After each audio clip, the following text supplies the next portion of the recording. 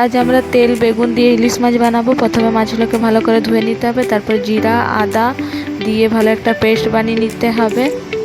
তারপরে কড়াইতে তেল দিয়ে একটু মাছগুলোকে হালকা করে ভেজে নিতে হবে। ভেজে নেওয়ার পরে মাছগুলোকে তুলে নিতে হবে।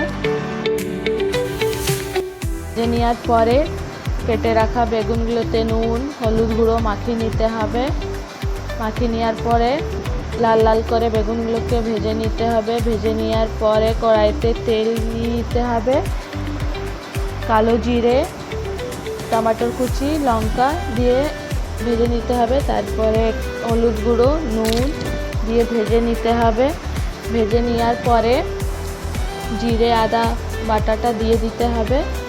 দিয়ে একটু লঙ্কার গুঁড়ো দিয়ে ভালো করে মশলাটাকে কষে নিতে হবে। কষে নেওয়ার পরে জল দিয়ে দিতে হবে। জলটাকে ভালো করে ফুটিয়ে নিতে হবে। ফুটে গেলে মাছগুলোকে দিয়ে দিতে হবে। মাছগুলোকে দেওয়ার পরে বেগুনগুলোকে দিয়ে দিতে হবে। তাহলেই রেডি হয়ে যাবে তেল বেগুন ইলিশ। আপনারা বাড়িতে বানাবেন, কেমন হয়েছে কমেন্ট করে অবশ্যই জানাবেন।